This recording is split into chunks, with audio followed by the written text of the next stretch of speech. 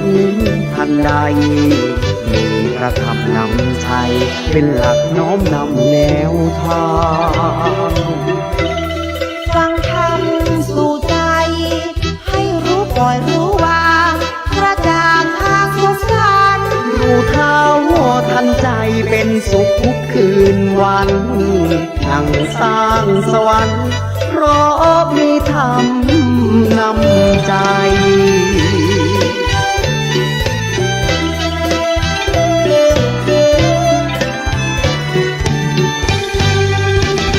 บรรณาการจากพระอาจารย์พระครู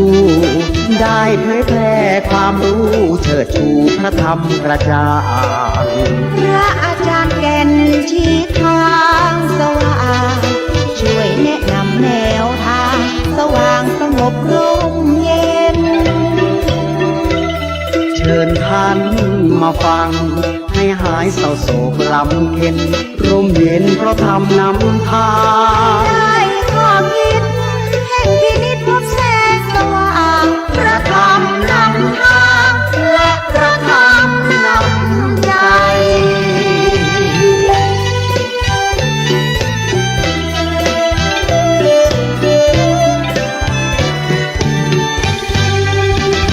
พระอาจารย์ท่านได้สืบสานมั่นคงพระครูประหลัดกิตติพงศ์มีจิตจำนงกล้าแก่วัดสันขยอมอำเภอสันทรายเผยแพร่โบสถ์ไม้สักงามแท้และดูเป็นทรงล้านนาธรรมะสู่ใจให้ท่านได้ห่างโรคภัยพบสุขสดชื่นหันษาหลักคิดหลักธรรมมีพลังเก่งกล้าเชิญฟังเถิดนะธรรมะธรรมาสู่ใจ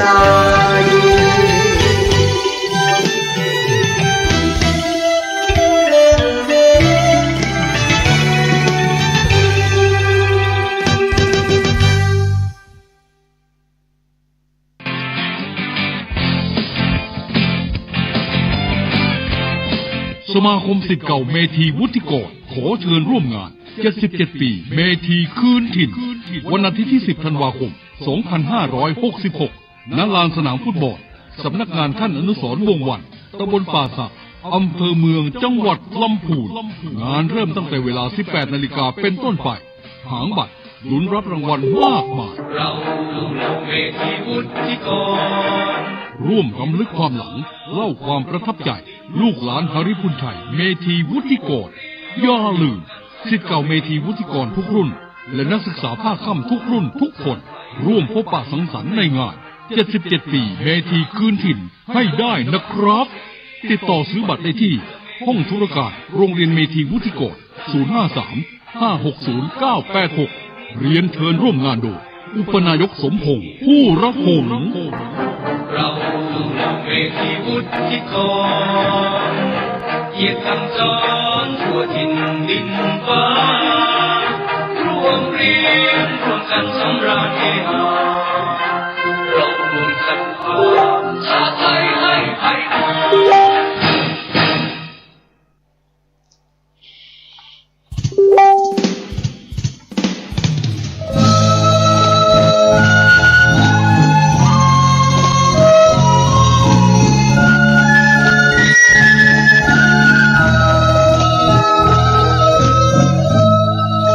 เชิญร่วม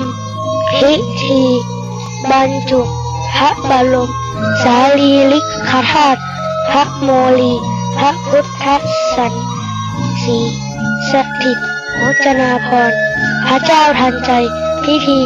ทอดกฐินสามัคคีสมทบทุนสร้างศาลาปฏิบัติธรรมวัดสันขยอมตำบลสันทรายน้อยอำเภอสันทรายจังหวัดเชียงใหม่วันอาทิตย์ที่ 19 พฤศจิกายน 2566 เวลา 9:09 นาทีร่วมพิธีได้ณมณฑลพิธีศาลาปฏิบัติธรรม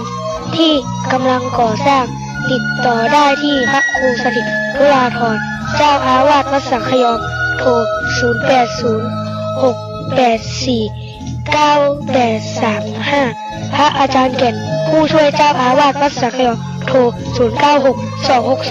0962629694 ขอบคุณครับ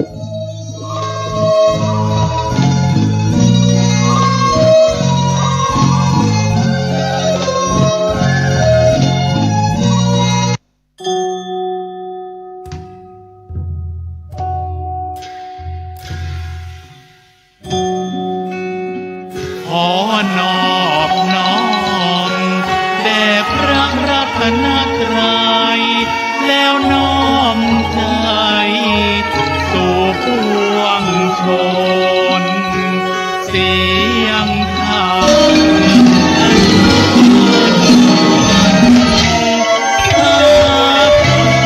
ม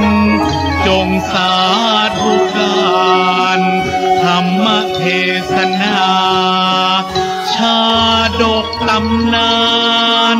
เรื่องเล่าขานสาระอันดีธรรมะสู่ใจรายการนี้ทุกบทตอนมีศีลธรรมนำใจพระครูประหลัดอิทธิพงศ์อิทธิโสพโนท่านเล่าขานไทยทุกทิศทั่วทั่วไทยได้ยินไปให้ยินดีเจริญธรรมทั่วธรณีเจริญดีทั่วถึงกันพระพุทธศาสตร์และวัฒนธรรมอันวิเศษสันนิรันดรเถิดสาธุสาธุ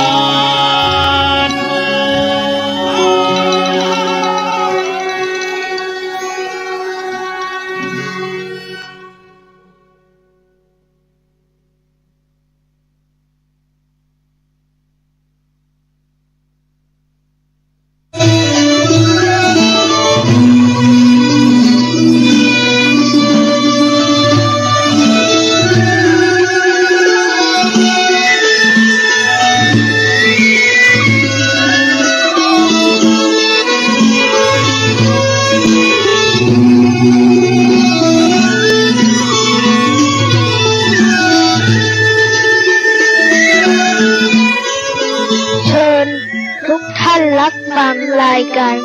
ธรรมะสู่ใจกับพระอาจารย์แก่นวัดสังขยอมได้ณบัดนี้ครับ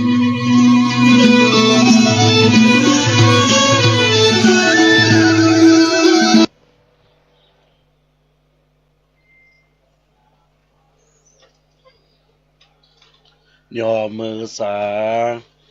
ครูบาอาจารย์ไทย ผู้ฟังเหนือใต้ที่ได้ใจหมายธรรมะสู่ใจนี้วจีพระภายบ่ายโมงเนิ่นนายยิ่งใจใหญ่น้อย เพื่อสันติภาพนาประชาเป่งป้อยสืบฮีสารหอยเอาไว้ขึ้นวิทยุ104.50 ยกมานั้นไซวัดฝ่ายหินได้มีมาพระครูปรัตนี้กิตติพงษ์หนาพระอาจารย์แก่นนาขอจาเราอ้างวัดสันขยอมวิหารอุโบสถไม้สักทองเรียงรองสว่างศรัทธานำตางสืบใจเจิญฮับฟังนาจักจ่าเล่าไว้ผู้ฟังเหนือใต้นำมาฟังธรรมะนี้ตุปีอูจาขอเจิญศรัทธารับฟังกันได้ฮับฟังกันได้กราบนมัสการถวายความเคารพหลวงพ่อพระครูสมุวิชุวัฒน์วรกิจโจ ท่านเจ้าวาดวัดฝ่ายหินตั้นผู้อำนวยการขึ้นวิทยุเพื่อการศึกษาพระพุทธศาสนาและวัฒนธรรม FM 104.50 วัดฝ่ายหินประสงค์พระมหาเถรานุเถระครูบาอาจารย์เจ้าจุตนจุองค์จุลูกเจริญพรเจริญธรรมธรรมสวัสดีกับบรรดาญาติโยมอุบาสกอุบาสิกาทายกทายิกาศรัทธานาบุญตั้งหลายทุกท่านทุกคนในวาระโอกาสวันนี้ที่เราท่านตั้งหลายได้รับฟังรายการอยู่ในขณะนี้เป็นธรรมะสู่ใจยามบ่ายโมงของขึ้น FM 104.50 วัดฝ่ายหินก็ต้องขออนุโมทนาขอบคุณกับเจ้าของรายการผู้อำนวยการที่ได้ให้โอกาสกับอาตมาภาพได้มาเผยแพร่ธรรมในโอกาสวันนี้ญาติโยมสามารถรับฟังจากการ Facebook Live KITTIPONG KITTISOPANO กิตติพงศ์กิตติโสพโนสู่ขึ้นวิทยุ FM 104.50 และ Facebook TV ฝ่ายหินวัดฝ่ายหินเป็นต้นในโอกาสที่บรรดาญาติโยมอุบาสกอุบาสิกาทายกทายิกาศรัทธานาบุญตั้นทั้งหลายวันนี้ก็เป็นอีกวาระที่หลังจากที่เราได้ออกพรรษาเรียกว่าวันมหาปรวนาออกพรรษาญาติโยมอุบาสกก็ได้ไปทำบุญสุนทรทานทำบุญใส่บาตรหยาดน้ำแล้วก็ไหว้พระสวดมนต์เมตตาภาวนาเป็นสิ่งสำคัญแล้วก็ญาติโยมอุบาสกอุบาสิกาเราท่านทั้งหลายก็ได้ทำการทำบุญ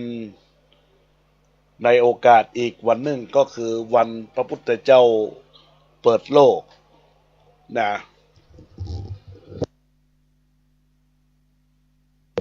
ซึ่งในการเปิดโลกของการนั้นก็คือการที่ได้ทำบุญตักบาตรเทโวโลหณะเพื่อเป็นการประพฤติปฏิบัติหลักแห่งการอุดมสมบูรณ์กับตนตัวของคณะศรัทธาญาติโยมอุบาสกอุบาสิกาเราท่านทั้งหลายในวาระโอกาสวันนี้สิ่งสำคัญแล้วอาตมาภาพก็จะได้นำหลักธรรมแห่งองค์สรีสัมมาสัมพุทธเจ้ามาบอกมากล่าวกับบรรดาพ่อแม่พี่น้องคณะศรัทธาญาติโยมอุบาสกอุบาสิกาเราท่านทั้งหลายเพื่อเป็นนิมิตหมายแห่งการทำคุณงามความดีอันก่อเกิดจากความสุขจากการรับฟังธรรมะอันเป็นเครื่องประดับสติปัญญาเพิ่มพูนบารมีเพื่อก่อเกิดกับบุรุษศรัทธาญาติโยมสาธุชนพุทธบริษัทเราเจ้าข้าทั้งหลายในโอกาสธรรมะในวันนี้ก็เป็นสิ่งที่เราท่านทั้งหลายก็จะได้เป็นการนำไปประดับสติปัญญาของเฮาว่าในโอกาสที่เฮาท่านทั้งหลายได้กระทำบุญกระทำกุศลแล้วสิ่งสำคัญแล้ว ในตัวของเฮาย่อมมีกาลละเรียกว่าเวลาเวลาเราจะทำอันหยังก็ต้องใจเวลาเฮาทำงานแล้วเวลาที่หมดไปนั้นมันก็จะบ่งบอกถึงความรู้คุณค่าของเวลาได้ให้คุณค่าแก่มนุษย์ทุกคนเท่าเทียมกันและเที่ยงตรงที่สุดต่างกันก็ตรงที่มนุษย์ใช้เวลาให้เกิดประโยชน์มากน้อยเพียงใดในแต่ละวันเรื่องของเวลานั้นผู้รู้ได้ให้ความหมายและจุดประเด็นคือคนเห็นคุณค่าของเวลาไว้อย่างมากมายเช่นก็ว่าเวลาเป็นเงินเป็นทองเวลาและสายน้ำบ่รอคอยไขวันนี้มีค่าเท่ากับพรุ่งนี้2 วันนี้พรุ่งนี้เมื่อวันนี้คือสมมุติแห่งเวลาการเริ่มต้นมิได้ผูกติดกับเวลาบอกว่าบอกว่าวันใดเวลาใดโอกาสใดก็ควรเริ่มต้นที่จะมีตรงนี้ขณะนี้และเดี๋ยวนี้เป็นต้นจะเห็นว่าเวลาได้ให้คุณและสร้างค่าแก่มนุษย์อย่างแท้จริงถ้ามนุษย์รู้จักค่าของเวลาบางคนก็ทำเวลาให้เป็นพระคือทุกวินาทีที่ผ่านไปชีวิตก็มีแต่สิ่งที่ประเสริฐได้สัมผัสตาหูฟังตาดูหูฟังสมองคิดด้วยจิตใจที่มีความประเสริฐสูงสุดบางคนทำเวลาให้เป็นเพชรคือมีเพชรอยู่ในดวงใจอันได้แก่พระรัตนตรัยเข้าใจเวลาอย่างปราศจากการโจมตีบิทารักษาศีลแล้วก็บ่เห็นแก่กินบ่เห็นแก่นอนเฝ้าฝึกสอนใจตัวเองนี่แหละเวลาเป็นเพชรบางคนญาติโยมละท่านทั้งหลาย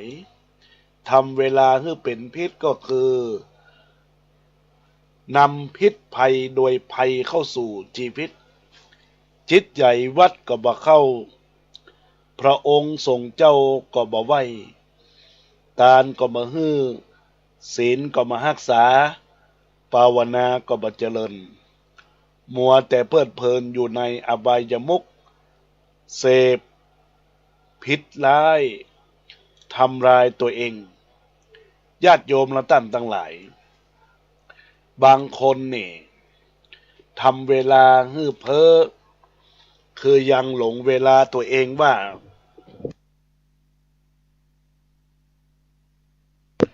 ยังเด่นยังดียังดังยังเป็นหนุ่มเป็นสาวบอกว่าจะเป็นต้องเข้าวัดหรือปฏิบัติต่อเมื่อชีวิตละกรรมลำบากนั้นก็มีความสำนึกดังนั้นผู้ใดอยากก้าวหน้าจึงต้องรู้คุณค่าของเวลาบอกว่าจะทำอันยังทุกอย่างจะก้าวหน้าและผาสุกถ้าผู้นั้นทำ4 ประการก็คือ 1. ทำตามเวลาทำถูกเวลา 2. ก็คือทำตรงเวลาและก็ 4. ทำทันเวลาและโปรดอย่าลืมว่าจะทำงานให้ก้าวหน้าต้องรู้คุณค่าของเวลาวันเวลามีค่ามหาศาลอยากให้ผ่านเราไปไร้ความหวังรีบทำงานในหน้าที่เต็มกำลังเสริมพลังให้สมบูรณ์ทั้งใจกายผู้ประสบความสำเร็จในชีวิตอย่ามันคิดใช้เวลาตามเป้าหมายไม่ปล่อยให้เวลาว่างน่าเสียดายเพราะเลือกคืนมาไม่ได้ตลอดกาลญาติโยมสาธุชนทั้งหลายลักษณะของการก้าวหน้าในการทำงาน ลักษณะของการทำงานนั้นต้องมีอยู่3 อย่างทำตามเวลาก็หมายถึงว่าอย่างศรัทธาญาติโยมเป็นช่างผู้รับเหมาในส่วนของงานก่อสร้างก็ดีงานอะไรอย่างที่มันเกี่ยวข้องกับการทำสัญญาเมื่อเพิ่นให้เวลาการทำสัญญางบประมาณดังนั้นดังนี้นะ3 เดือนก็ดี9 เดือนก็ดีเราก็จะต้องกระทำกำหนดเวลาวางแผนให้ดีแล้วจะก่อเกิดจากความเป็นอยู่ก็คือเสร็จงานเสร็จตามกำหนดของเวลาประการที่2ทำถูกเวลานั้นในกาลเวลาที่ว่าคนทะเลาะเบาแว้งกันและกันญาติโยมทั้งหลายเมื่อการทะเลาะเบาแว้งกันและกันนี่ถ้าหากว่าในกรณีเฮาเข้าไปใกล้หัวเราะเยาะเย้ยถากถางเปิ้นนะบ่ตามเวลาบ่ถูกเวลาของเปิ้นบ่ถูกกาลเวลาของเปิ้นกำลังมีความโมโหมีความโตโสกำลังทกเถียงกันเข้าไปใกล้หัวเราะใส่หน้าใส่ตาเปิ้นนะบีทากันนะก็แสดงให้เห็นว่าเราทำบ่ถูกเวลาแต่ถ้าหากว่าเปิ้นทกเถียงกันเปิ้นว่าให้กันเฮาเข้าไปปลอบฝ่ายใดฝ่ายหนึ่งบ่ให้เกิดความรุนแรงเกิดขึ้นสิ่งเหล่านั้นนะญาติโยมมันก็จะเกิดกาละที่ถูกเวลาได้ญาติโยมและท่านทั้งหลายประการที่3ทำตรงเวลาการที่เราจะทำตรงเวลานั้นนะก็เข้าไปสู่ใน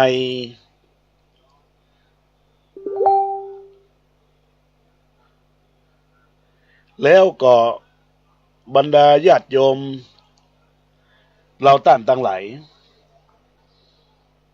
การทำตรงต่อเวลานั้นเราก็มีลักษณะนะการที่ว่าอยู่บ้านอยู่จองก็ต้องกำหนดเวลาของเฮาในญาติโยมว่าเฮาจะตื่นกี่โมงเฮาจะ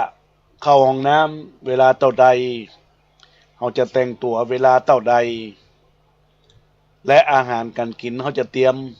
ไว้ในช่วงกันค่ำกันคืนกาหรือว่าเฮาจะไปซื้อเอากินเอาก็แล้วแต่กาลที่เราจะต้องรู้จักตรงเวลาการทำงานเมื่องานมันเข้า8 โมงเฮาอย่างน้อยเฮาจะต้องเข้าไปก่อน10 นาทีหรือ5 นาทีเลทที่สุดก็บ่เกิน8 โมงนะเนาะญาติโยมทั้งหลายตรงเวลาถ้าใครทำแบบนี้อย่างตรงเวลาถูกต้องตามตรงเวลาเนี่ยชีวิตของเฮาก็เปลี่ยนจะเป็นระบบแต่ถ้าหากว่าชีวิตของเฮายังวกวงเวียนกับการลืมนั่นลืมนี่โน่นนี่นั่นนะก็ทำให้เราท่านทั้งหลายนะทำงานก็ไม่เป็นระบบในญาติโยมเมื่อเราตรงเวลาทุกอย่างทุกทีมันก็จะทำตามทันเวลาเพราะฉะนั้นก็ต้องขอฝากหลักธรรมการเป็นอยู่ทักษะชีวิตให้กับบรรดาญาติโยมอุบาสกอุบาสิกาทายกทายิกาศรัทธานาบุญเราท่านทั้งหลายที่ได้สดับตะฟังการบรรยายธรรมปณิกธรรมปฏิกนะปกิณกธรรมสุมาเถรญาติโยมนะเป็นสิ่งที่เราจะต้องมีความคาดหวังมุ่งหวังไปสู่ความเจริญก้าวหน้าความรุ่งเรืองแห่งชีวิตในญาติโยมเหมือนกับคำก่อน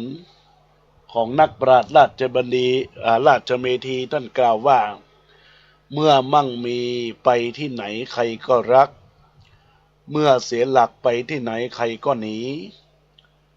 เมื่อมั่งมีเอ่ยปากใครก็ได้ทันทีเมื่อไม่มีมองหาใครเขาก็เมินแถมใครเขาเฝ้านินทาและดูถูกว่าไม่มีเงินทองเหมือนใครเขานี่แหละหนาใจมนุษย์มิอาจเดาที่ให้เขาพวกเราอย่าเชื่อเลยอยากรู้จักใจคนดูตนทุกข์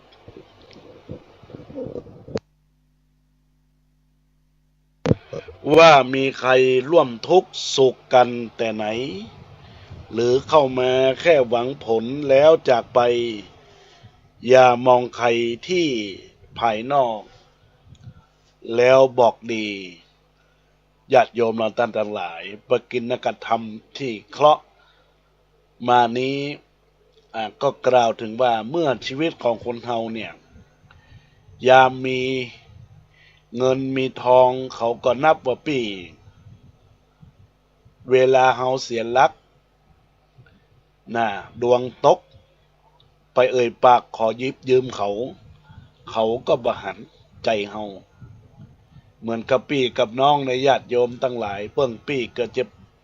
ต้องเปิ้งน้องก็เจ็บใจเพราะนั้นเฮาต้องเปิ้งตัวเก่าเฮาจะต้องมีสติในญาติโยมแถมใครเขาเฝ้านินทาและดูถูกนี่นะญาติโยมส่วนมากจะรู้ในเรื่องของการเข้าหาเงินหาทองเงินทองเข้าที่ไหนก็รู้ที่หั่นเพราะว่าเงินทองนี่มันมีความซัดในญาติโยมกับคนนะแต่เงินทองก็มีความซัดกะมีปันก็ต้องมีปันมีปันจะมีสองปันเป็นไปได้แต่คนจะแม่ญาติโยมทั้งหลายกูได้น้อยกูได้นักกูบ่ได้เหรอเลยเนี่ยผลประโยชน์มันมาตรงกันนี่แหละคือมนุษย์ญาติโยมสาธุชนทั้งหลายเพราะฉะนั้นเราจะต้องเชื่อตัวเองจะทำมันอย่างก็จะอยู่ที่ตัวเองต้องหู้จักใจตนต้องหู้จักความสุขหู้จักความเป็นทุกข์แล้วก็พยายามจะไปหวังผลตอบแทนกับไขฮึ่มองกันไก่มองคนก็ขอฮึ่มองภายในใจอย่ามองแต่ภายนอกแล้วเราจะสบายใจเปิ้นบอกอย่าหลงกับคำชมอย่าตมกับคำด่าอย่าโกรธถ้าโดนว่าอย่าประมาทถ้าโดนชมในญาติโยมอดีตล่วงไปแล้วอนาคตก็ยังมาไม่ถึงจงทำปัจจุบันให้ดีที่สุดแล้วอนาคตจะดีเองบรรดาญาติโยมอุบาสกอุบาสิกาเราท่านทั้งหลายที่ได้รับฟังในโอกาสนี้ก็ต้องขออนุโมทนากับบุญเจตนาที่บุญลาเสถาญาติโยมทั้งหลายเป็นทางใดตั้งอกตั้งใจรับฟังรายการธรรมะยามบ่ายในขึ้น904.50ในโอกาสที่เราท่านทั้งหลายได้รับฟังในโอกาสนี้ก็พยายามญาติโยมคิดไปตัวทำความคิดของเราให้มันแตกตั้งอกตั้งใจกับสิ่งที่มันก่อเกิดในชีวิตของคนเราเพื่อที่คนเรานั้นจะบ่ได้ลำบากใจทั้งช่วงบั้นปลายของชีวิตพยายามที่ชีวิตของเราให้มีความฟูมฟักที่ดีใจกายของเรานั้นต้องมีความคิดต้องมีความคึกนึกแล้วก็พยายามอย่าให้มีความย่อยาวสาวยืดยิ่งคิดก็ยิ่งนักยิ่งคึกก็ยิ่ง ฟุ้งซ่านประจวบจนไปยิ่งนึกก็ฟุ้งซ่านไปใหญ่นะยิ่งสูงก็ต้องยิ่งหนาวนะพยายามย่อโดยประมาณอย่าเย็ดอย่ายาวอย่าสาวนะก็จะทำให้ตัวเฮานั้นบ่มีความสุขในญาติโยมเพราะว่าคนเราจะต้องปล่อยให้ความไข้เข้าคุกคามขู่เข็นหรือเฮกล่อมจนลืมกำเพิดของตัวเองเขาก็จะทำการใดๆอย่างไร้สติปัญญายิ่งไขมากก็ยิ่งยากมากและเมื่อปล่อยให้เจ้าความอยากครอบงำที่สุดก็จะเพียงพร่ำกายเป็นผู้พ่ายแพ้ไปในพริบตาความใคร่ภาษาพระเรียกว่ากรามในญาติโยมก็หมายถึงความอยากความปรารถนาหรือสิ่งที่น่าปรารถนาน่าใคร่น่าพอใจความใคร่ก็ถือว่าเป็นการปล่อยให้ออกมาทางตาแล้วก็จะดูทุกซอกทุกมุมนั้นดูที่นี่ที่นั่นมันก็มีความรู้สึกว่ามันในอารมณ์มันในอารมณ์ถ้าออกมาทางหูก็จะคอยฟังเสียงเซ็กซี่เล้ารึงจิตใจออกมาจากจมูกก็จะคอยดมก้มลงหอมนั่นจูบนี่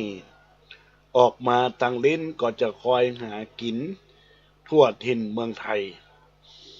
ต้องการของอร่อยลิ้นชิมรสกันเลยไปออกมาทางกายก็ได้แต่ต้องยั่วเย้าเคล้าคลึงลึงรัดจิตใจนี่แหละความใคร่ถ้าเกิดขึ้นกับผู้ใดโดยบ่รู้จักควบคุมมันบ่รู้จักปิดทางเข้าเปิดทางออกที่สุดก็เสียคนเข้าตำราว่าหลงโลภทำให้เสียทรัพย์หลงรักก็ทำให้เสียใจหลงใคร่ก็ทำให้เสียคนบอกว่าละอ่อนหรือผู้ใหญ่หากปล่อยให้จิตใจถูกความใคร่เข้าย่ำยีเขาก็จะกลายเป็นคนหลงหวยหลงเบอร์หน้าเศร้าหลงเหล้าเพิ่มตุกหลงสนุกเพิ่มจนหลงผลลืมเหตุหลงเพศลืมวัยหลงไพ่ลืมนอนหลงบังอ่อนใจเซาะหลงอ้อเป็นเอดทุกข์ไหลเราจึงเห็นว่าความใคร่แบบไม่รู้จักบัญญังบ่รู้จักยับยั้งชั่งใจคนในสังคมก็จึงแสดงลีลาลวดลายเพื่อขี้คายระบายความใคร่ในรูปแบบต่างๆมากมายต่างหลงไหลพากันแลกเปลี่ยนของเหลวดูแล้วฟังแล้วก็ได้แต่สังเวชใจญาติโยมและท่านทั้งหลายมีนักปราชญ์ว่าโคถึกโคเท่านกเขาไม่ขันขมีขมันกินไวอาก้าอีสาวไวไฟอยากได้เงินตาเลยให้โคชลาประโลมโลกีนำเงินตาเท่าพวกเจ้าบุญทุ่มไปบำเลอผัวหนุ่มกะลอกะลีตาเท่าเขางอกโดนหลอกเงินฟรีตัวอย่างมากมีเห็นอยู่มากมายดาราดารันว่ากันมั่วซั่วเปลี่ยนเมียเปลี่ยนผัวไม่กลัวโรคร้ายเด็กมัธยมเด็กประถมกลัวอายนัดเพื่อนหญิงชายไปนอนโรงแรมไปสวิงกิ้งหมู่สมสู่สำซ่อนที่สุดเขาหลอนได้รับของแถมกลกามอาเพศโรคเอดส์เข้าเจม เป็นการงอมแงมร้องไห้ระทมดังนี้เรื่องของความไข้มีการที่ได้สั่งสอนว่าลักษณะของทางพุทธศาสนาก็คือรู้จักสำรวมในกามคือการรู้จักยับยั้งควบคุมตนเองในด้านการอารมณ์กามอารมณ์บ่เฮ่อหลงไหลหมกมุ่นในรูปเสียงกลิ่นรสและสัมผัสทางนี้ก็เพราะว่าความใคร่นั้นยิ่งคิดก็ยิ่งคึกบอกว่าหนุ่มสาวเท่าชรามีสิทธิ์คึกเหมือนกันยิ่งนึกก็ยิ่งหนาวหนาวลมห่มผ้าหนาวฟ้าผิงไฟแต่หนาวใจนี่สิยิ่งหนาวยิ่งไข้ยิ่งย่อก็ยิ่งยาวระบายความไข้ให้มันรู้แล้วรู้รอดนึกว่าจะจบที่ไหนก็เรื่องราวมันก็จบยากยิ่งสาวก็ยิ่งยืดนะญาติโยมก็คือดูเอาเตอะสาวใส่กันยืดยาวไม่รู้จักหยุดนะญาติโยมดังนั้นในส่วนของลักษณะที่ว่ายิ่งคิดก็ยิ่งคึกยิ่งนึกก็ยิ่งหนาวยิ่งย่อก็ยิ่งยืนยาวเนี่ยยิ่งสาวก็ยิ่งยืดนี่นะเป็นข้อพินิจพิจารณาเนี่ยญาติโยมเพื่อให้เฮาได้เห็นโทษของความใคร่ความอยากได้ความอยากมีความอยากเป็นเรามาสำรวมความใคร่กันความใคร่เหล่านั้นมันหายไปอย่าเกิดอย่าลืมนึกว่าอิทธารมนิยมว่าเป็นสุขที่แท้ทุกจริงเฉียวทีเดียวนะสำคัญผิดติดทุกข์ว่าสุขนาเป็นสัญญาวิปราชพาดผิดธรรมอย่าทะนงองอาจประมาทลักมาชวนช่วยชักลวนเลงให้เหหันไม่กลัวเป็นกลัวตายวายชีวันถ้าแพ้มันแล้วต้องตายวายชีววาทนะญาติโยมอิทธารมนั่นก็คือการนิยมชมชอบความสุขเป็นความสุขที่จอมปลอมบางคนบอกว่าเวลาเฮาเครียดต้องกินเหล้านะญาติโยมกินเหล้าแล้วมันไปทำลายอันหยังสุขภาพร่างกายของเฮานะญาติโยมทั้งหลายตับไตไส้พุงอาตมาภาพวันนั้นก็ไปหอมศพตีพี่น้องตีตังละปูนบันใจสถานก็ตายย้อนเหล้ากินเหล้าเป็นวันกินเหล้าเข้าบักหินญาติโยมทั้งหลายสุดท้ายแล้วเป็นจะใดตายละลูกตายละเมีย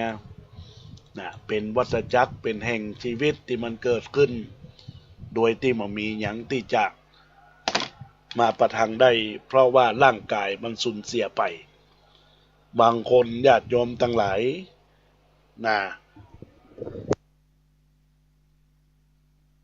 เพราะความอยากจะมีแฟนหล่ออายุก็อายุมากแล้วเห็นละอ่อนปอดใจหน้าตาหล่อแต่จะแต้บ่ฮู้มาตักกันในเฟซในไลน์ญาติโยมสุดท้ายกันอย่างใดญาติโยมทั้งหลายก็จูเอาสตางค์นะญาติโยมเพราะสิ่งเหล่านี้ที่มันก่อเกิดด้วยความเป็นอิทธารมเป็นความนิยมจำจอดที่ทางพิษนะเพราะฉะนั้นเราท่านทั้งหลายก่อนพยายามญาติโยมสาธุชนเราท่านทั้งหลายจะมีน้อยเท่าอันที่จะมาประพฤติปฏิบัติธรรมยิ่งบัดเดี๋ยวนี้ศีลธรรมต่ำลงโลกาก็วินาศแต่ถ้าศีลธรรมมันสูงขึ้นเมตตาธรรมคำจุนโลกาก็จะมีแต่ศีลมีแต่ธรรมดังนั้นก็ต้องขอฝากกับบรรดาญาติโยมอุบาสกอุบาสิกาทุกคนทุกท่านได้มีความตั้งอกได้มีความตั้งใจคิดนึกสิ่งใดก็ขอให้สมความปรารถนาในสิ่งที่เป็นความดีความงามของมุราศรัทธาญาติโยมสาธุชนพุทธบริษัทต่างหลายในโอกาสนี้ ญาติโยมอุบาสกอุบาสิกาสิ่งที่อาตมาภาพได้ได้กลไกเป็นหลักธรรมแห่งชีวิตนั้นก็จึงเป็นสิ่งสำคัญของคนเราในโลกโลกาว่าคนเรานั้นสิ่งสำคัญจะต้องมีสติรับรองในตัวตนของเรา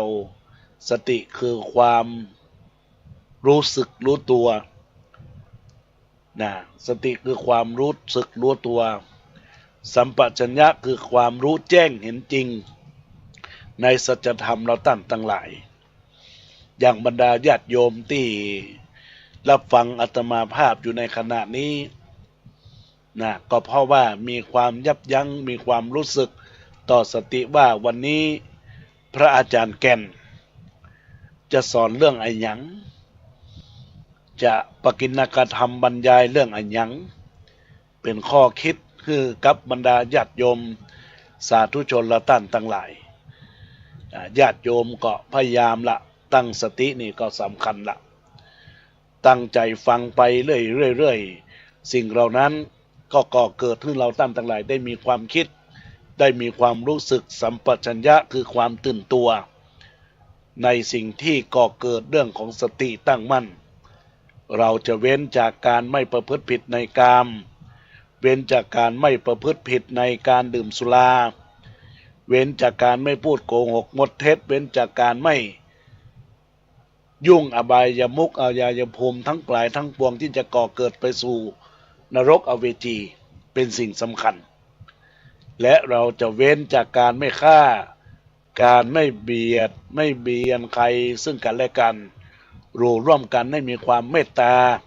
เอื้อเฟื้ออารีวจีไพเราะซึ่งกันและกันมีน้อยที่สุดในญาติโยมที่จะรับฟังธรรมะบุคคลที่จะอายุน้อยอายุกลางคนวัยกลางคนก็ยังบ่ค่อยเข้าหาวัดวาอารามนะก็จะไปฉีกตัวไปอย่างอื่นอย่างที่อาตมาภาพได้อุจาทักษะชีวิตไปแต่บางคนก็มีความรู้สึกสติและสัมปชัญญะติ้งแวบเข้ามาในตัวว่าจะประพฤติปฏิบัติในหลักธรรมไหว้พระสวดมนต์เมตตาภาวนาใส่บาตร โดยเฉพาะก็รับประทานอาหารเจอาหารมังสวิรัติที่บ่เบียดเบียนกับสัตว์ทั้งหลายทั้งปวงนะญาติโยมนี่ก็เป็นข้อดีนะญาติโยมละตั้งหลายแต่แล้วในความรู้สึกที่อาตมาภาพได้อุจากับญาติโยมอุบาสกอุบาสิกาเราตั้งหลายนั้นเป็นข้อที่เราจะต้องพิจารณาถึงข้อดีนะข้อดีของตัวเรามองตัวเราให้ออกนะบอกตัวเราให้ได้ว่าเราต้องการอันหยังเมื่อสิ่งที่เราต้องการอันหยังนั้นเกิดขึ้นแล้วในชีวิตของคนเราก็ต้องประสบพบเจอในสิ่งที่เป็นประโยชน์ต่อสิ่งเหล่านั้นที่มันมีขึ้นนะญาติโยมดังนั้นบรรดาญาติโยมอุบาสกอุบาสิกาญาติโยมและท่านทั้งหลายที่กำลังรับฟังรายการในโอกาสนี้ก็จะได้ประชาสัมพันธ์บอกกล่าวกับบรรดาพ่อแม่พี่น้องอุบาสกอุบาสิกาทายกทายิกาศรัทธานาบุญและต่างหลายที่ได้รับฟังรายการธรรมะยามบ่ายโมงในโอกาสนี้ก็จะได้ประชาสัมพันธ์บอกเอิญจนชวนบอกกล่าวเป่าประกาศกับงานบุญกฐินสามัคคีของทางวัดสันขยอมอันเป็นบุญมหาวัชิรทานทอดผ้ากฐินสามัคคีประจำปีพุทธศักราช 2566 เพื่อสมทบทุนสร้างศาลาปฏิบัติธรรมอาสภะมหาเทรานุสรณ์กตัญญูบูชาอาจาริยคุณทอดถวายณวัดสันขยอมตำบลสันทรายน้อยอำเภอสันทรายจังหวัดเชียงใหม่ ขอเชิญศรัทธาสาธุชนทุกคนทุกท่านทุกคณะร่วมเป็นเจ้าภาพภาคทอดกฐินในโอกาสนี้เพื่อที่จะได้รับรองศาลาปฏิบัติธรรมเพื่อแก่ผู้ที่จะมาประพฤติวัดปฏิบัติต่อพุทธศาสนิกชนทั้งหลายผู้ฝักใฝ่สัมมาปฏิบัติคือปราศจากราคะโทสะโมหะย่อมมีผลนิสงส์ทรงให้อยู่ร่มเย็นเป็นสุขปราศจากโรคภัยพอได้ให้ร่มเงาแก่ผู้ปฏิบัติธรรมกำหนดการบรรดาญาติโยมวันเสาร์ที่18พฤศจิกายน2566ตรงกับเดือนยี่ขึ้น6 ค่ำเวลา9 โมงเป็นต้นไปตกแต่งดาเครื่ององค์กฐินสามัคคีทุกสายและที่วัดสันขยอมเวลา 18 นาฬิกาพิธีสมโภชองค์กฐินสามัคคีเพื่อความเป็นสิริมงคลแก่คณะกฐินทุกสายในเวลา 8 นาฬิกา 30 นาทีของวันอาทิตย์ที่19 พฤศจิกายน 2566 ตรงกับเดือนยี่ขึ้น7 ค่ำก็เรียนเชิญคณะกฐินสายบุญทุกสายจะได้ตั้งองค์กฐินสามัคคีหน้าที่ด้านหลังโลตัสสันทรายเวลา 9 นาฬิกา 19 นาทีพิธีสมโภชองค์กฐินทุกสายเพื่อเป็นสิริมงคลเสริมดวงให้เจริญรุ่งเรืองเวลา 10 นาฬิกา 39 นาทีพิธีทอดกฐินสามัคคีทุกสายประสงค์อนุโมทนาเวลา 11 นาฬิกาจักได้ถวายพระทานเพลแด่พระสงฆ์สามเณรเป็นต้นเวลา 12 นาฬิกาเลี้ยงอาหารแด่แขกผู้มีเกียรติที่มาร่วมงานแบบลงทานในญาติโยมดังนั้นในส่วนของกฐินนี้เป็นกฐินสายอัตมาภาพก็เจริญพรญาติโยมรับเป็นเจ้าภาพเป็นกล่องละ300 บาทกล่องละ300 บาททีนี้ญาติโยมอุบาสกอุบาสิกาทั้งหลายก็มีหลายผู้หลายท่านที่ได้ร่วมกันทำบุญกุศลมาก็จะได้ประกาศอนุโมทนาขอบคุณกับญาติโยมอันมีแม่แสงล่ามขันทองธงลักษ์บ้านหนองอุโบสถหนองหลวงตำบลป่าไผ่อำเภอสันทราย1 กล่อง300 บาทแม่ป้อลอยแม่สมพัฒน์สุติวงศ์บ้านแม่ย่อย300 บาทป้อจำนงแม่สีจมฟองแม่สีทรจมฟอง1 กล่องจากบ้านป่าไผ่300 บาทแล้วก็ป้ออุทัยแม่วรรณากองคำ300 บาทแล้วก็ป้อสุจักรแม่เกียงศรีพรมเสนจากดอยหล่อ300 บาทแม่สุนาพิบูล500 บาทป้อพินิจแม่นิพาคำปวน300 บาทและพระเต้าแต่นั้นหมายมีปฐมมูลศรัทธาญาติโยมรัตนอุบาสกอุบาสิกาอันมีคุณยายแม่กิ่งแก้วกองเกิดบ้านก่อม่วงอุโมงค์ร่วมทำบุญมาในกองนี้จำนวน 1,000 บาท1,000 บาทพร้อมด้วยญาติโยม ญาติโยมอันเป็นลูกหลานอันมีน้องเมย์ได้ร่วมเป็นเจ้าภาพในโอกาสบัดนี้ตัวเองก็ขออนุโมทนาขอบคุณกับแม่กิ่งแก้วกองเกิดจากบ้านก่อม่วงตำบลอุโมงค์อำเภอเมืองจังหวัดลำพูนพร้อมด้วยหลานน้องเมย์ครอบครัวเนอที่ได้ร่วมเป็นบุญ 1,000 บาทโอนปัจจัยมาเรียบร้อยและก็อนุโมทนาขอบคุณกับป้อทวีวันดีแม่สมศรีชัยถาอันนี้เปิ้นรับเป็นเจ้าภาพประธานกฐิน 5,000 บาทแล้วก็แม่ยุพินโอทากิร่วมทำบุญมาอยู่2 กล่อง600 บาทแล้วก็แม่ทองทิพย์วรรณาอุทิศให้ป้อสุพลวรรณา 300 บาทแล้วก็แม่คำออนชัยวันพร้อมครอบครัวร่วมทำบุญมา300 บาทพ่อนายสุเทพถาดคำพร้อมครอบครัว300 บาทและนางกนกวันดวงถาวรพร้อมครอบครัว300 บาทแล้วก็ยังร่วมกระทำบุญอันประกอบไปด้วยในกุศลเจตนาของแม่คำออนชัยวันได้ถวายปูจาธรรมอัตมาภาพ200 บาทก็ขออนุโมทนาขอบคุณกับกุศลเจตนาของคณะสัตยาติโยมที่ได้ร่วมบุญหากว่าญาติโยมที่ได้ประกาศประชาสัมพันธ์นี้อยากจะร่วมบุญกับกองกฐินกองละ300 บาทก็ขอเจริญพรญาติโยมอุบาสกอุบาสิกาทายกทายิกาศรัทธาบุญท่านทั้งหลายได้ร่วมบุญอาตมาภาพก็จะได้ประกาศอนุโมทนาแล้วจะได้รวบรวมปัจจัยปักต้นฮือกับบรรดาญาติโยมอุบาสกอุบาสิกาสายญาติธรรมขึ้นวิทยุ FM 104.50 ขึ้นวิทยุ FM 96วัดดอยสุเทพท้องสองขึ้นได้ปักต้นแล้วก็จะได้สมโภชและจะได้ถวายทานโดยพร้อมเพรียงกันอนุโมทนาขอบคุณกับกุศลและเจตนาของมุราศรัทธาญาติโยมอุบาสกอุบาสิกาทายกทายิกาศรัทธาบุญท่านทั้งหลายตอนนี้ก็คงจะเป็นช่วงทักทายหลังรายการเหลือเวลาอีกประมาณ 3-4 นาทีญาติโยมท่านใดที่กำลังรับฟังอาตมาภาพได้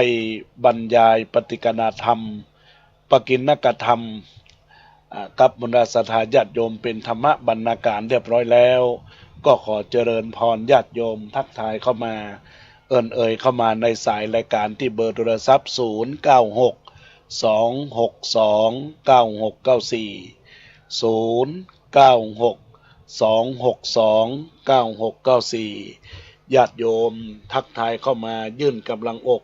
ยกกำลังใจนะญาติโยมและท่านทั้งหลายอนุโมทนาขอบคุณกับแม่แสงล่าแม่ขันทอง แม่ขันแก้วธงลักษ์ได้ปุจจาธรรมอัตมาภาพอีก100 บาทในโอกาสนี้ก็ขออนุโมทนาขอบคุณเนอร์ที่ได้น้อมนำปัจจัยเป็นการปุจจาธรรมปัจจัยเหล่านี้ไปได้หายไปไหนสะสมบุญไปจะได้ทานสมทบในการประจำเดือนของทางขึ้นวิทยุเดือนละ500เดี๋ยวนี้เปิ้นเอาปักต้นไปเมื่อแล้วอาตมาภาพก็ปักไป 10,000 บาทแล้วก็จะได้ร่วมบุญกับทางขึ้นวิทยุ FM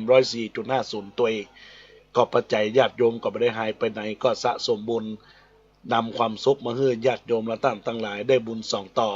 บุญที่1ในการที่ญาติโยมถวายบูชาธรรมอาตมาภาพอนุโมทนาบุญที่2อาตมาส่งผลนี้ไปถึงยังผู้ดำเนินรายการวิทยุ FM 96 FM 104.50 ทั้ง2เครือข่ายในโอกาสนี้ก็เป็นบุญเป็นกุศลเราท่านทั้งหลายก็ช่วยกันญาติโยมท่านใดที่ตามวักมาหาได้ในกุศลและเจตนาของคณะสัตยาญาติโยมเป็นบุญเป็นกุศลเราท่านทั้งหลายอันก็เกิดซึ่งความสุขซึ่งความเจริญก้าวหน้ารุ่งเรืองญาติโยมทั้งหลายตอนนี้ก็ยังมีโอกาสเวลาเบอร์โทรศัพท์096-262-9694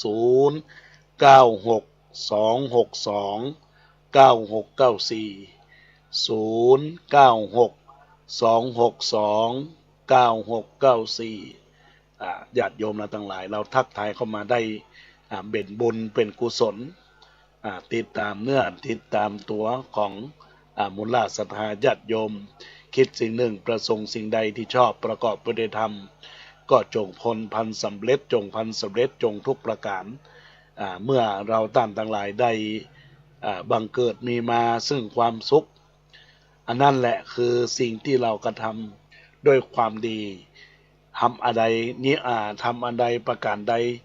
อันที่ก่อเกิดจากสิ่งทั้งหลายทั้งปวงสิ่งเหล่านั้นมันก็จะเกิดความสุขเกิดความเจริญก้าวหน้ารุ่งเรืองในโอกาสที่ว่าพันธนาการความคิดอย่าเก็บทุกคำพูดหรือการกระทำแย่ๆเร็วๆที่บ่เกิดประโยชน์และบ่ทำให้ใจของเฮาเบิกบานจำไว้อย่าให้คนอย่าง ผู้อื่นมาเป็นผู้มีอิทธิพลเหนือชีวิตของคนเราวางไว้ตรงนั้นตรงปากของเขาตรงพฤติกรรมของเขา อย่ารับเอาเรื่องแย่ๆมาพัฒนาการความคิดของเรา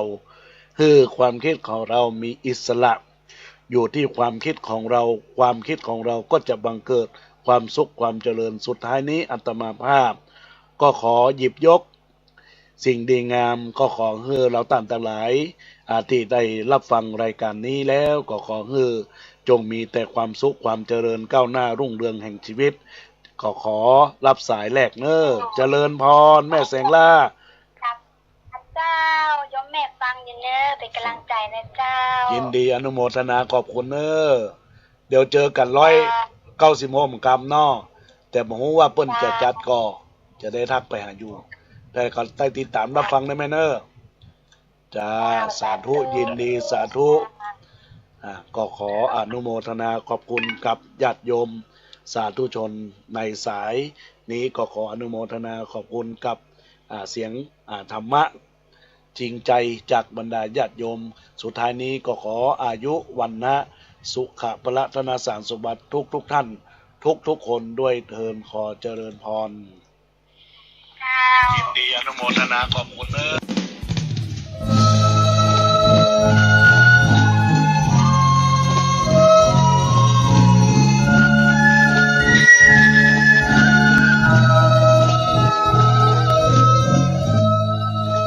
เชิญร่วมพิธีบรรจุพระบรมสารีริกธาตุพระโมลีพระพุทธสันสีสถิตวจนาภรณ์พระเจ้าทันใจพิธีทอดกฐินสามัคคีสมทบทุนสร้างศาลาปฏิบัติธรรม